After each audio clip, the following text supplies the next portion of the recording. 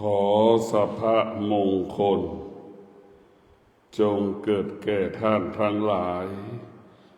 มีสติพิจารณาธรรมน้อมนำเอาธรรมมาสู่กายสู่ใจธรรมะก็คือสติรู้ว่าเราตื่นมาแล้วเราจะไหว้พระสวดมนต์นั่งสมาธิมีสติรู้ที่จะต้อนรับพระธรรมมีสติรู้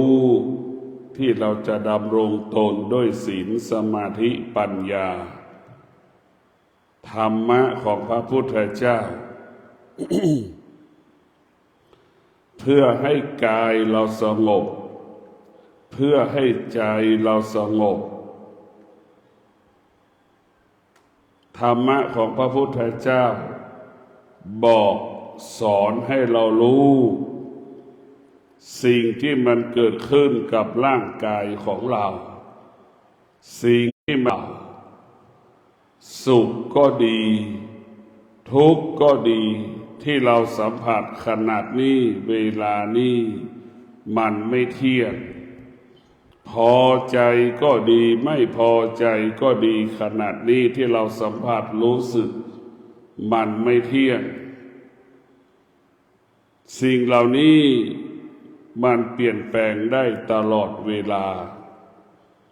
พระพุทธเจ้าสอนให้เราเข้าใจสิ่งที่มันเปลี่ยนแปลงว่าไม่ใช่ความจริงสอนให้เรารู้ว่าสิ่งที่เปลี่ยนแปลงไม่ใช่ความจริงสิ่งที่เป็นความจริงก็คือธรรมะก็คือปัญญาธรรมะคือความอดทนธรรมะก็คือวิริยะภาคเพียรธรรมะก็คือสติธรรมะก็คือสัจจะให้เรารู้ว่าสิ่งเหล่านี้จะอยู่เหนือการเปลี่ยนแปลงเหมือนเราสัมผัสกับคำว่าร้อนเราก็เข้าใจว่ามันร้อนขนาดหนึ่งก็เดี๋ยวมันก็แปรเปลี่ยนแปลงแปรปรวนเปลี่ยนแปลงไปตามกาลเวลาเนี่ยมันเราไม่ควรไปยึดติดระหว่างที่มันร้อนเราก็มีสติรู้ว่ามันร้อนก็รู้อีกว่ามันร้อนขนาดหนึ่งเวลาหนึ่งโลกใบนี้ไม่มีอะไรคงสภาพเดิมได้ร้อนก็ไม่สามารถคงสภาพเดิมได้ความหนาวเย็นก็ไม่สามารถคงสภาพเดิมได้แม้กระทั่งร่างกายของเราก็ไม่สามารถคงสภาพเดิมได้วันนั้นในอดีตเราเป็นทารกแรกเกิดวันนั้นในอดีตเราเป็นหนุ่มเป็นสาววันนั้นในอดีตเราเป็นพ่อเป็นแม่เป็นปู่เป็นย่าเป็นตาเป็นยายวันนั้นในอดีตเราเดินสะดวกสบายวันนี้มันไม่ใช่แล้วมันไม่สามารถคงสภาพเดิมได้ลุกยากนั่งยากนั่นแหละร่างกายของเรามันอยู่ภายใต้การเปลี่ยนแปลงสิ่งใดที่มันเกิดขึ้นกับร่างกายให้เรารู้ว่ามันเป็นอนิจจังให้เข้าใจแค่นี้ไม่ต้องมีเหตุไม่ต้องมีเหตุผลไม่ต้องไปสงสัยเจ็บรู้ว่ามันเจ็บเท่านั้นปวดก็รู้ว่ามันปวดเท่านั้นจิตใจมันหงุดหงิดก็ให้รู้มันหงุดหงิดเท่านั้นมันพอใจไม่พอใจก็ให้รู้แค่เท่านั้นเราไม่ควรเข้าไปยึดติดในสิ่งที่เรารู้สิ่งที่เรารู้ก็คือสิ่งที่เราไม่ควรรู้สิ่งที่เราควรรู้ก็คือลมหายใจเข้าลมหายใจออกลมหายใจเข้าลมหายใจออกเป็นสิ่งที่มีค่าเป็นสิ่งที่มีความหมายเป็นสิ่งอันประเสริฐสำหรับพระพุทธเจ้าพระพุทธเจ้าได้ตรัสรู้ก็เพราะลมหายใจเข้าลมหายใจออกเท่านั้นหากพระพุทธเจ้าไม่ได้กำหนดลมหายใจเข้าไม่ได้กำหนดลมหายใจออก ไม่รู้ลมหายใจเข้าไม่รู้กำหนดลมหายใจออกพระพุทธเจ้าไม่ได้เป็นพระพุทธเจ้าบุคคลที่จะบรรลุธรรมเห็นธรรมเข้าถึงธรรมก็เพราะลมหายใจนี่แหละเราจะรู้ธรรมะสักร้อยข้อพันข้อหมื่นข้อแต่ถ้าเราไม่รู้ลมหายใจเข้าไม่สามารถกำหนดลมหายใจเข้าเราก็ไม่มีโอกาสได้รู้ธรรมเห็นธรรมลมหายใจเข้านี่แหละเป็นบ่อเกิดแห่งธรรมลมหายใจออกนี่แหละเป็นบ่อเกิดเข้าถึงธรรมลมหายใจละเอียดนี่แหละให้เราเห็นธรรมลมหายใจที่มาหายใจทุกวันมันเป็นธรรมอยู่กับปัจจุบันให้เราอยู่กับปัจจุบันถ้าเรามีสติเราจะอยู่กับปัจจุบันถ้าเราขาดสติเราก็มีอดีตพอคิดถึงอดีตก็ทุกข์ใจถ้าเรามีขาดสติเราก็คิดถึงอนาคตสตางค์มันไม่มีใช้เปิดเทอมเราก็จะทุกข์อีกกับลูกกับหลานไม่มีกินอีกก็ทุกข์อีกเพราะฉะนั้นพระพุทธเจ้าหลักธรรมคำสอนพระพุทธเจ้าให้เราอยู่กับปัจจุบันเรียกว่าอยู่กับความเป็นจริงอยู่กับความเป็นจริงหลักการปฏิบัติธรรมก็คือการนั่งสมาธิมันเป็นหัวใจของพระวิปัสสนากรรมฐานมันเป็นแกนของพระพุทธศาสนานะมันเป็นแกนสาระของพระพุทธศาสนาการนั่งสมาธิการนั่งสมาธิก็คือการพิจารณาว่าร่างกายของเราเป็นสิ่งที่ควบคุมไม่ได้ในร่างกายของเราเนี่ยควบคุมไม่ได้ไม่ให้แก่ไม่ให้เจ็บไม่ให้ตายควบคุมไม่ได้ห้ามไม่ให้มันเจ็บก็ห้ามไม่ได้ไม่ห้ามมันปวดก็ห้ามไม่ได้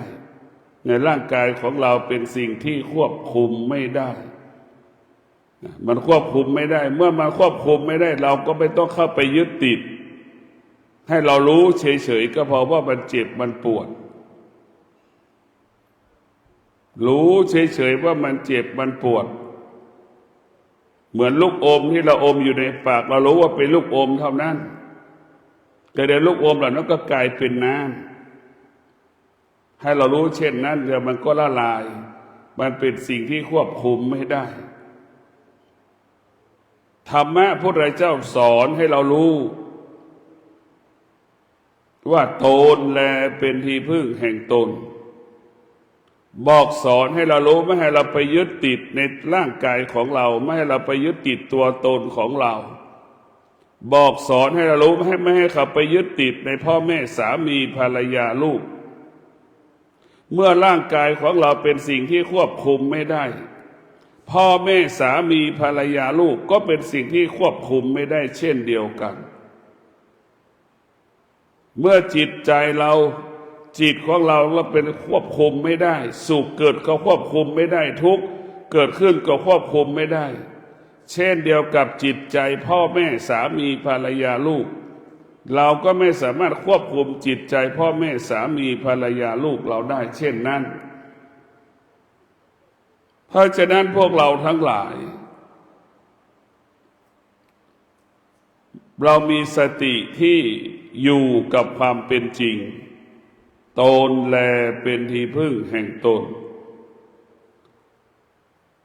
ลูกก็ไม่สามารถมาหยุดยั้งความแก่ความเจ็บความตายเราได้เมื่อเราแก่เมื่อเราเจ็บเมื่อเราป่วยเราก็ไม่ควรเอาชีวิตของเราไปผูกไว้กับลูก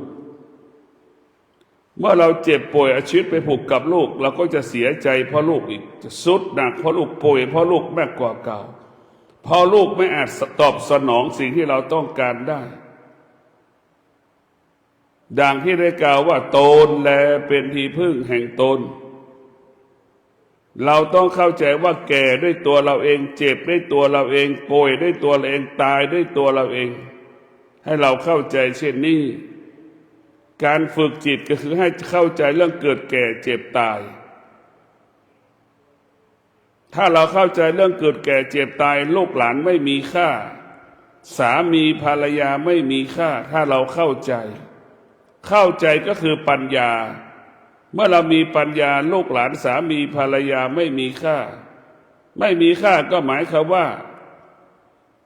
เขาไม่สามารถมาหยุดยั้งความแก่ความเจ็บความตายเราได้เราเข้าใจอย่างนี้เราจะไม่สร้างภาระไม่สร้างปัญหาให้กับพ่อแม่สามีภรรยาลูกของเรา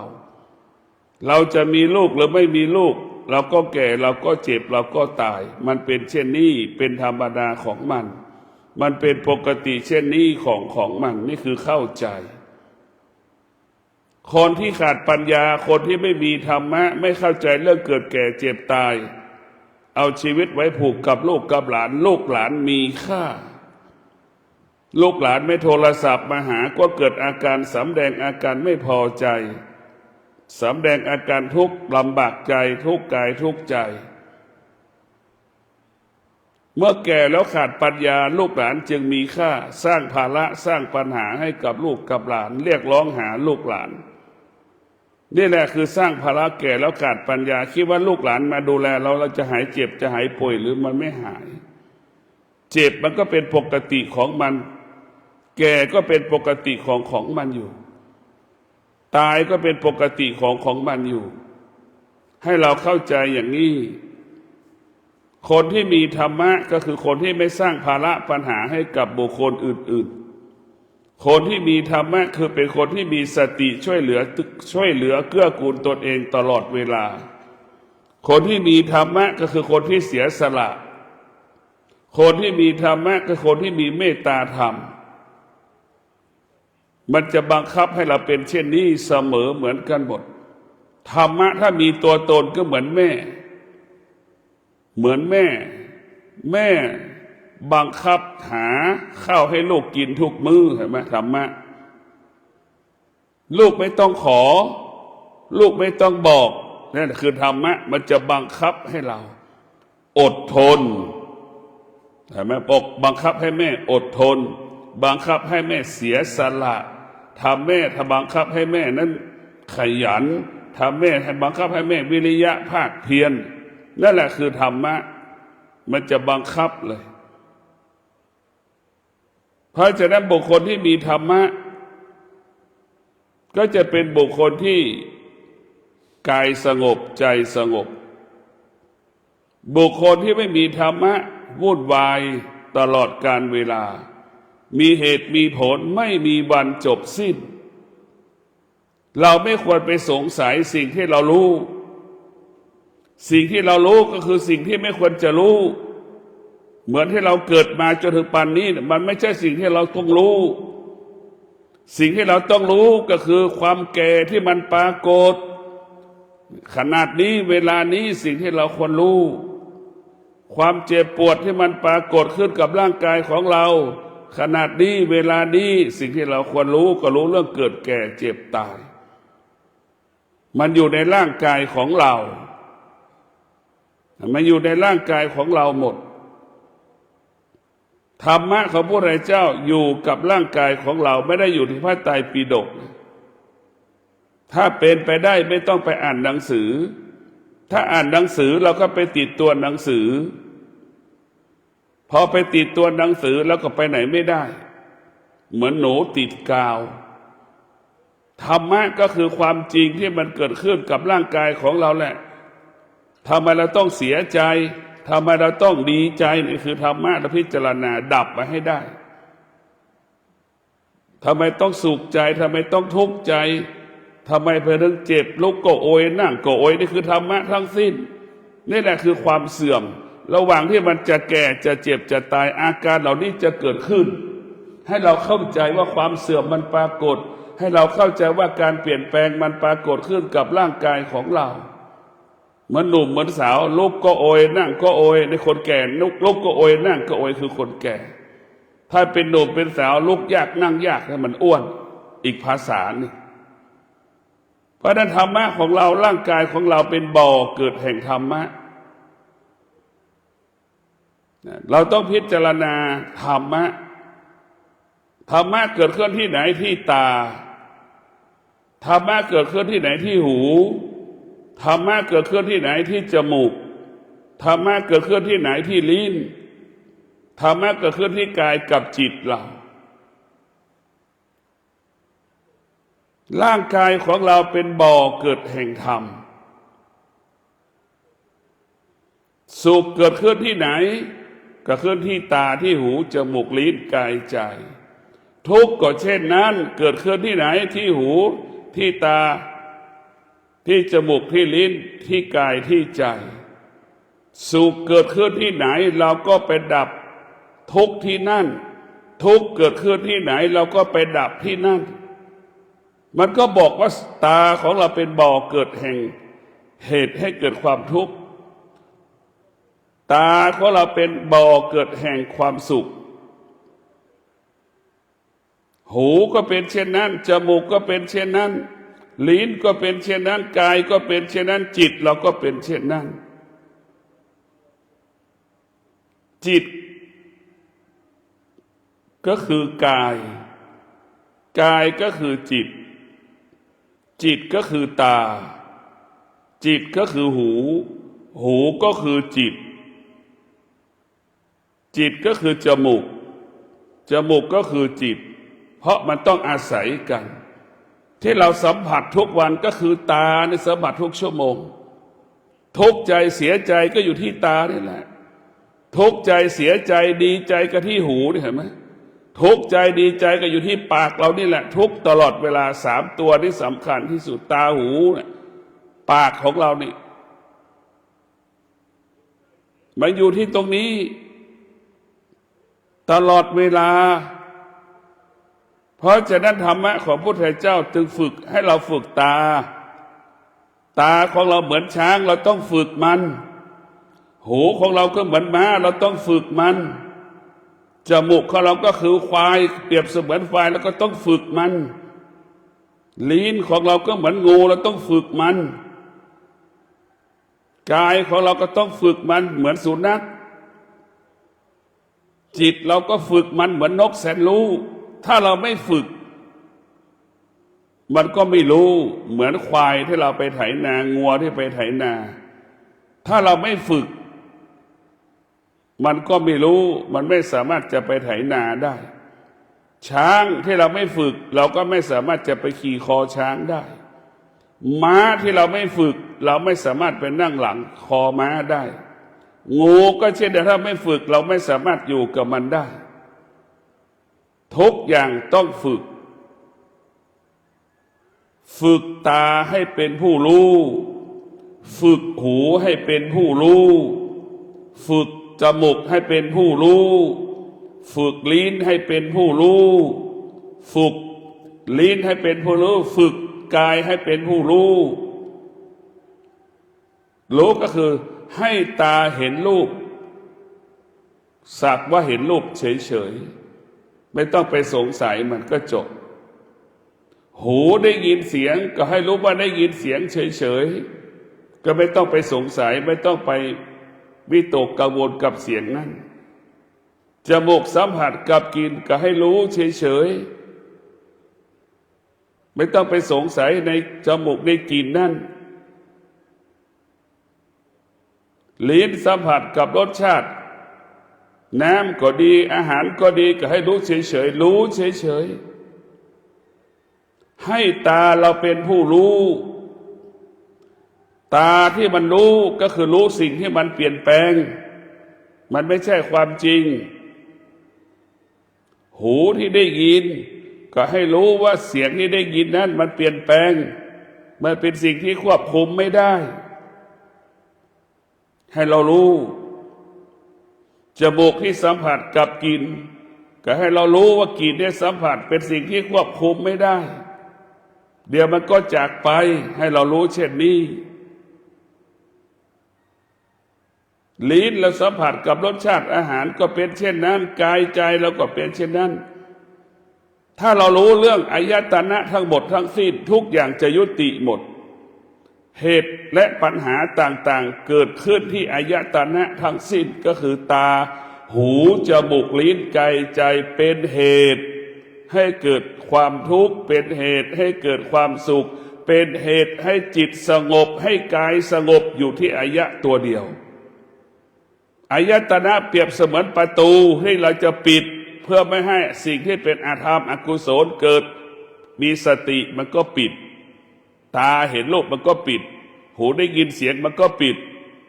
จมูกสัมผัสกับกลิ่นมันก็ปิดลิ้นสัมผัสกับรสมันก็ปิดก็คือสงบนิ่งถ้าเราขาดสติเราก็เปิดประตูต้อนรับมันเหมือนเห็นตาเห็นรูปอาหารแล้วเอาแล้ว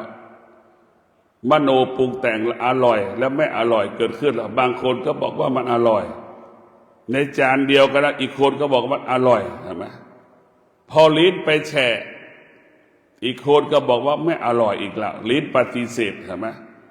อีกคนนึงก็ชอบอีกเอาลิ้นไปแตะก็เกิดชอบใจอีกครับอีกคนก็ไม่ชอบกินอีกใช่ไหมแต่เราเห็นได้ว่าอายตนะเนี่ยเป็นตัวที่สร้างความวุ่นวายให้กับผู้ปฏิบัติธรรมถ้าผู้ปฏิบัติธรรมหรือไม่ผู้ปฏิบัติธรรมทุกข์อยู่ที่อายตนะสุขที่อายตนะเราต้องฝึกฝนให้มันเป็นผู้รู้เหมือนแม่รู้สันดานลูกไม่ตอบสนองสงบนิ่งรู้ว่าลูกโมโหแม่ก็เงียบสงบนิ่งแค่นั้นแหละและแม่ก็รู้อีกถึงแม้จะโมโหสักปันใดถึงเวลาทำอาหารแม่ก็ทำอาหารให้ลูกกินเห็นไหมนี่คือรู้นี่แหละรู้ความจริงรู้ที่มีธรรมมันไม่มีอคติอยู่กับความเป็นจริงแม่บางคนไม่มีธรรมโมโหให้ลูกไม่ยอมทำอาหารให้ลูกกินใช่ไหมเยอะแยะก็มีอยู่รู้อะไรรู้ไม่เป็นธรรมไม่มีธรรมแต่จะรู้แบบนั้นเพราะฉะนั้นพวกเราทั้งหลายสุขก็อยู่ที่ตาทุกข์ก็อยู่ที่ตาสุขทุกข์ก็อยู่ที่หูบทสุขทุกข์ก็อยู่ที่จมูกสุขทุกข์ก็อยู่ที่ลิ้นสุขทุกข์ก็อยู่ที่กายกับใจเราก็มาแก้ไขนั่นแหละทุกวัน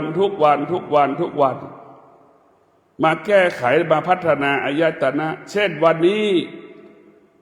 มีสติและสัจจะตาเห็นรูปเราจะไม่เกิดอาการชอบใจไม่ชอบใจนี่เรามีสติครึ่งวันก็พอนี่เรามีสติอย่างนี้ระหว่างที่เราเห็นรูปนี่เราจะให้มันเกิดปฏิกิริยาใดๆเลยชอบใจไม่ชอบใจนี่แหละคือเราเริ่มต้นพัฒนาจิตของเราเอาสติสัจจะวิริยะขันติไปกำกับมาให้ตาสำแดงอาการเกิดอาการเมื่อตาเห็นรูปต่างๆอีกวันหนึ่งแล้วก็เอาอีกตอนบ่ายแล้วก็เอาต่อเมื่อเช้าเอาตาตอนบ่ายเอาหูอีกมีสติสัจจะวิริยะขันติหูที่มันสัมผัสกับเสียงสารพัดเสียงเราจะไม่ให้มันเกิดอาการสำแดงอาการโต้ตอบสนองเราจะสงบนิ่งเนี่ยมีสติสัจจะวิริยะขันติเราจะระงับเราจะยุติสิ่งที่หูมันสัมผัสถูกต้องไม่ให้หูนั้นสะเทือนหวั่นไหวเมื่อสัมผัสกับเสียงนี่แหละคือเรามีสติสัจจะวิริยะขันติแล้วเราทำอย่างนี้ทุกวันนี่ก็เหมือนเราฝึกหูนั่นแหละมีสติไว้ที่หูมีสติไว้ที่หูมีสติไว้ที่ตาเรามีสติสัจจะวิริยะขันติกลิ่นของหอมของเหม็นก็แล้วแต่ที่เกิดกระทบที่จมูกเราจะไม่เกิดอาการเราจะไม่สำแดงอาการอย่างเงี้ยนะเราจะเฉยนี่แหละคือเรามีสติสัจจะที่จะพัฒนาอายตนะเรามีสติสัจจะที่จะมีสติสัจจะวิริยะขันติที่ลิ้นจะพัฒนาลิ้นจะถูกกินอาหารจะอร่อยไม่อร่อยจะชอบใจไม่ชอบใจที่ลิ้นไปสัมผัสกับน้ำสารพัดน้ำรสชาติต่างๆเราก็ไม่สำแดงอาการ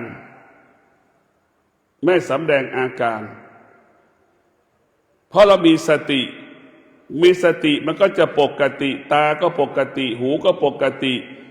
จมูกก็ปกติลิ้นก็ปกติกายก็ปกติจิตก็ปกติเห็นไหมถ้าเราขาดสติมันก็จะผิดปกติทุกระบบสติอยู่กับปัจจุบันสติควบคุมตาสติควบคุมหูสติควบคุม จมูกลิ้นกายใจของเราให้เรามีสติอยู่กับปัจจุบันเมื่อเรามีสติชีวิตของเราแต่ละวันก็อยู่ตรงนี้แหละทุกวันตื่นอยู่กับตรงนี้นี่แหละคือธรรมนี่คือรากฐานของธรรมถ้าเรามีสติควบคุมอายตนะได้ทุกอย่างมันก็จะสอบผ่านทุกอย่างก็ง่ายทุกอย่างก็สะดวกทุกคนเป็นเช่นนี้อายตนะเนี่ยมันเป็นภัยต่อชีวิตของเรานะตาของเราเนี่ยเป็นภัยต่อชีวิตของเรานะถ้าตานั้นไม่ได้ฝึกตานั่นก็คือเพชฌฆาตทำลายเราฆ่าเราตายเพราะตาตกอยู่ใต้อำนาจความทุกข์และความสุขหลงเห็นไหมไปชอบวัตถุสิ่งของอยากได้อยากมีอยากเป็นเห็นไหมเนี่ยตานั่นคือเพชฌฆาตนะและว่าตาเป็นภัยต่อชีวิตของเราถ้าตาเราไม่ได้ฝึกก็เป็นภัยทำลายเราตายเพราะตาได้1 คืน 1 วันได้กี่คนล่ะที่มันสัมผัสกับวัตถุสิ่งของต่างๆอยากได้อยากมีอยากเป็นหลงเหมือนหนุ่มสาวชกต่อยตีกันเห็นคนนั้นไปคุยกับคนนั้นชกต่อยตีกันใช่ไหมหูของเราก็เช่นเดียวกันเป็นภัยเป็นภัยทำลายชีวิตของเราเหมือนครอบครัวใช้โทรศัพท์ยุคปัจจุบันระแวงสงสัยการใช้โทรศัพท์มือถือเห็นไหมตาเห็นหูก็อยากรู้เห็นไหมแหละเนี่ยเราฆ่ากันตายเลิกอย่าล้างเพราะตาเพราะหูได้กี่รายล่ะเพราะมันไม่มีธรรมน่ะลำเอียงอคติมโนปรุงแต่งมันเป็นภัยที่น่ากลัวที่สุดก็คืออายตนะ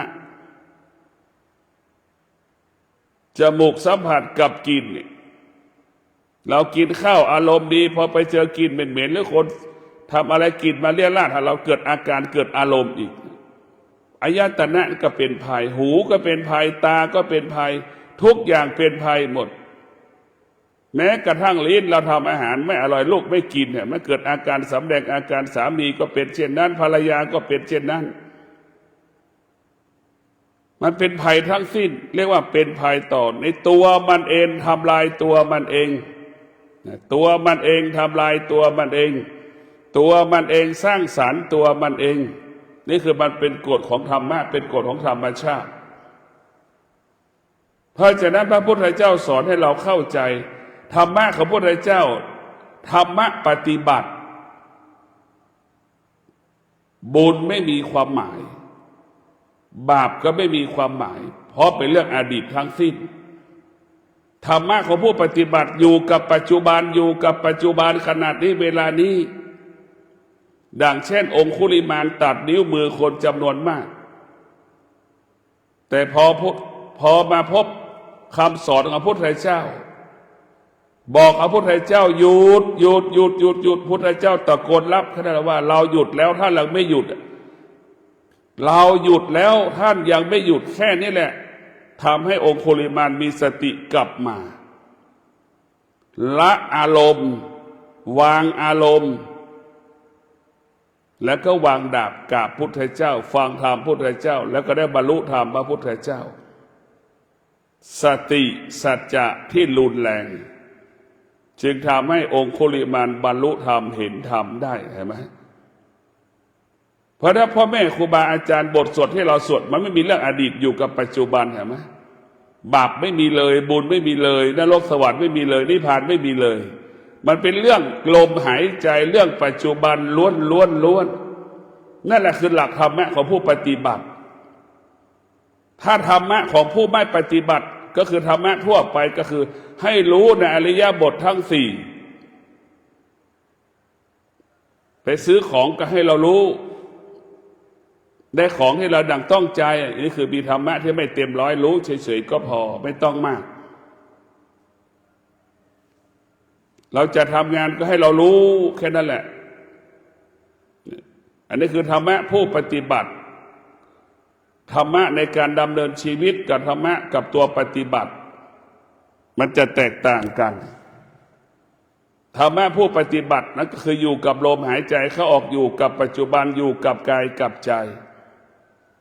เราไม่ควรไปยึดติด ความดีที่เราทำในอดีตก็เป็นเรื่องอดีตไปแล้ว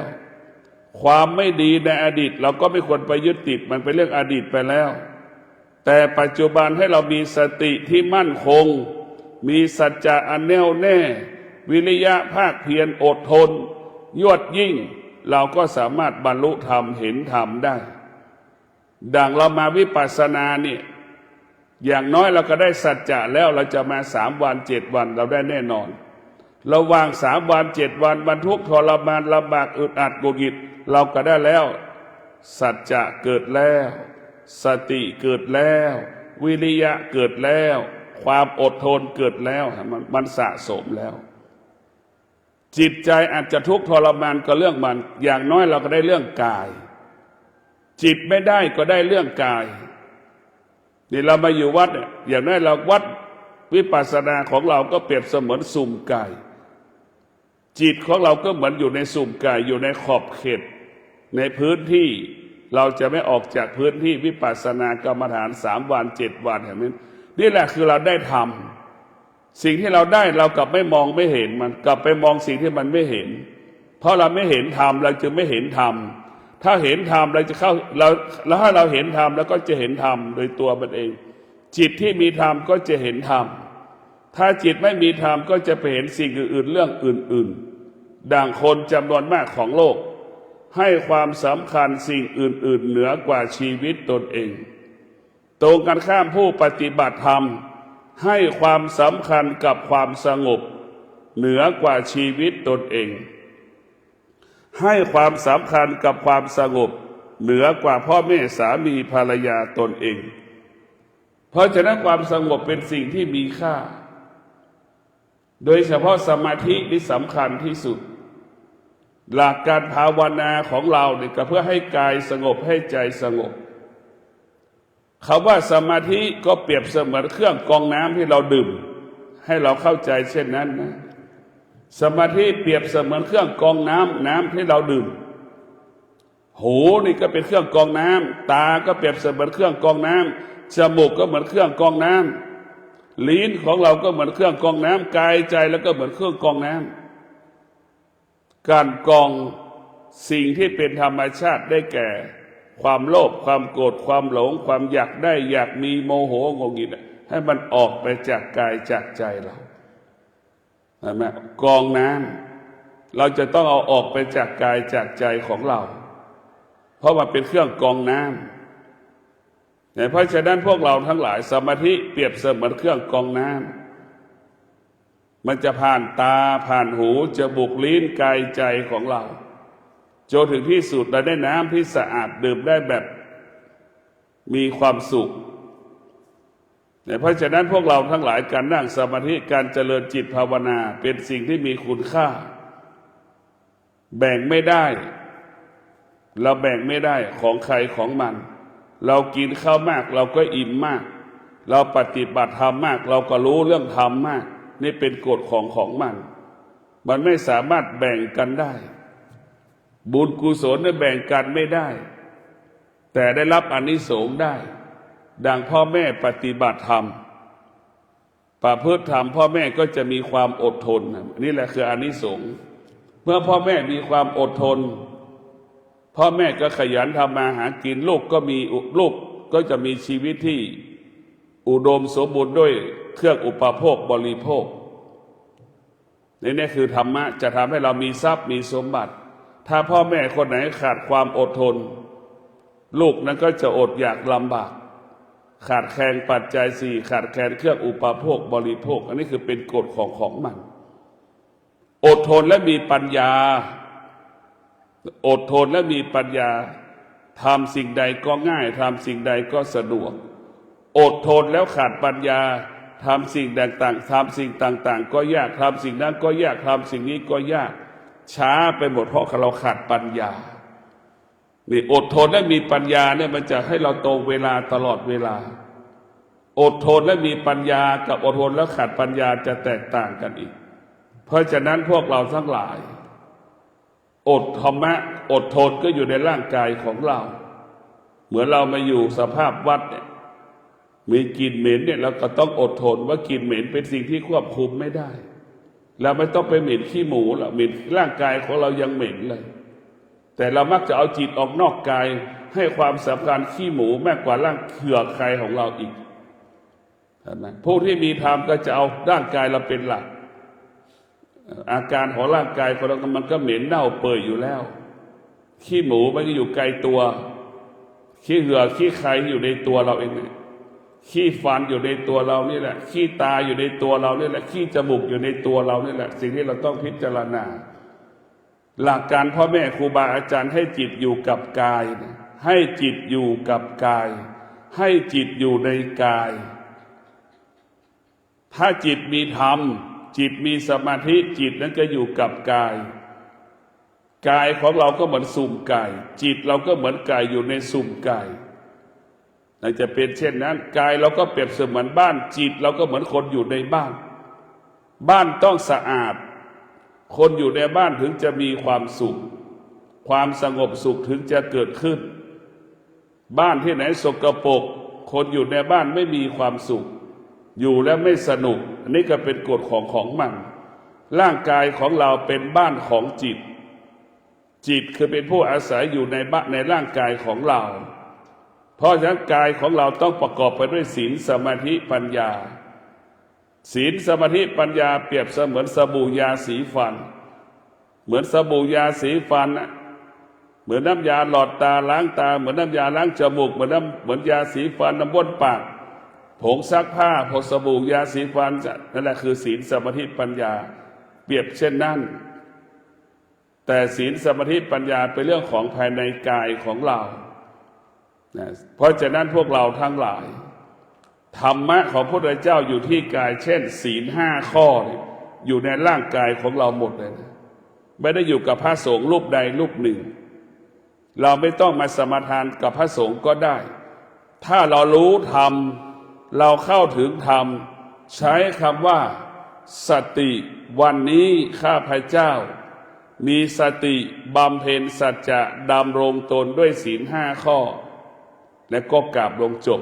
แล้วเราก็ปฏิบัติตามศีล5 ข้อก็จบแค่นี้ก็คือว่าสำเร็จแล้ววันนี้ข้าพเจ้ามีสติสัจจะบำเพ็ญตนดำรงตนด้วยศีล8 1 คืน 1 วันแค่นี้ก็จบเราไม่ต้องท่องปานาละไม่ต้องไปท่องก็ได้มันอยู่แค่นี้ก็จบเพราะธรรมะอยู่ในร่างกายของเรานี่ศีล8 ข้อก็อยู่ในร่างกายของเราไม่จำเป็นต้องมาสมาทานกับพระเพียงแต่ให้พระเป็นพยานเฉยๆแต่จริงๆแล้วธรรมะอยู่ในร่างกายของคนทุกคนพ่อแม่ครูบาอาจารย์ให้เราเห็นเฉยๆเป็นครูให้เราเฉยๆพ่อแม่ครูบาอาจารย์ก็เหมือนคนปรุงอาหารปรุงแล้วลูกจะไม่กินก็ไม่มีสิทธิ์จะบังคับให้ลูกกินได้พ่อแม่ครูบาอาจารย์อบรมสั่งสอนก็ไม่สามารถบังคับให้ลูกหลานได้ให้ฟังธรรมให้รู้ธรรมได้นี่มันก็เป็นเช่นนั้นเพราะฉะนั้นพวกเราทั้งหลายต้องมีสติธรรมะอยู่ที่กายของเราอยู่ที่ใจของเราเราจะสำเร็จได้ขอให้พวกเราไปพิจารณาบารมี10 ทัศนะไปบารมี10 ทัศเริ่มต้นด้วยบารมี10 ทัศก่อนค่อยๆบำเพ็ญเพียรไปเรื่อยๆอย่างเรามาอยู่วันนี้เรามาดำรงตนในฐานะนักบวชเนคขมะบารมีนี่เราก็เป็นนักบวชละเราอยู่บ้านเนี่ยเราอยู่บ้านเราตามใจตัวเองพอเรามาอยู่วัดเนี่ยฝ่าฝืนจิตใจตนเองเราอยู่บ้านเนี่ยเราจะไม่สำรวมพอเรามาอยู่วัดเราจะมีสติขึ้นมาสำรวมนะเห็นไหมมันจะแตกต่างนี่คือสิ่งที่เราต้องได้นี่คือเรามาฝึกกายฝึกจิตไม่ใช่มานั่งสมาธิตั้งใจจะมาเอาสมาธิมันยากอันนั้นมันก็ยากอีกประเด็นหนึ่งแต่สิ่งที่มันได้ก็คือที่เราออกจากบ้านมาได้แน่นอนแหละอย่างนั้นก็คือมีสติให้เรามีสติสำรวมกายวาจาใจเราอยู่บ้านนี่ตามใจตัวเองเข้าบ้านออกบ้านกี่ครั้งต่อวันแต่พอเรามาอยู่ตรงนี้เราไม่ได้เข้าบ้านออกบ้านอยู่ที่เดิมซ้ำๆที่เดิมนี่แหละมันก็ได้แล้วพวกเราทั้งหลายธรรมะมันได้โดยไม่รู้ไอ้ที่รู้ไม่ใช่ธรรมะไอ้ที่ไม่รู้นั่นคือธรรมะที่มันสะสมในจิตใจของเรานั่นแหละเราต้องพิจารณา แต่สิ่งที่รู้ก็คือสิ่งที่เราไม่ควรรู้สิ่งที่ไม่รู้นั่นแหละคือธรรมะที่แท้จริงคือมันศูนย์นั่นเป็นอัตตามันเป็นอนัตตามันศูนย์เปล่าไปเลยไม่มีว่างอยู่ตลอดเวลาสิ่งใดที่มีตัวตนไม่ใช่ธรรมะทั้งสิ้นเพราะฉะนั้นพวกเรามีสติบำเพ็ญสัจจะดังที่ได้กล่าวว่าวันนี้เราจะมีสติไว้ที่ตาไว้ที่หูไว้ที่จมูกที่ลิ้นที่กายที่ใจเลือกเอาสิ่งใดสิ่งหนึ่งวันนี้เราจะเอาตาก็เอาตาวันนี้เราจะเอาหูก็เอาหูอีกวันเราก็จะเอาลิ้นก็เอาลิ้นเอาจมูกก็เอาจมูกเลือกเอาถ้าเราไม่อย่างนั้นเราก็จะไม่สามารถพัฒนาจิตได้เหมือนควานช้างเห็นไหมสั่งได้สั่งควานช้างสั่งช้างได้เห็นไหมฝึกช้างเหมือนม้ากับจ็อกกี้กับม้าก็สั่งมันได้ทุกอย่าง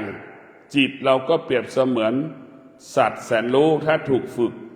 ตาหูจมูกลิ้นกายใจก็เป็นเช่นดังสัตว์แสนรู้เช่นนั้นถ้าเราถูกฝึกถ้าอายตนะของเราไม่ถูกฝึกมันก็เหมือนหมาจรจัดเห็นไหมเหมือนหมาจรจัดมันไม่รู้เหมือนงัวควายอยู่ในป่าเห็นอะไรก็ตกใจหวั่นไหวไปหมดเพราะมันไม่ได้ฝึกจะเป็นเช่นนั้นก็ขอให้ท่านทั้งหลายมีสติตั้งมั่นดำรงตนอดทน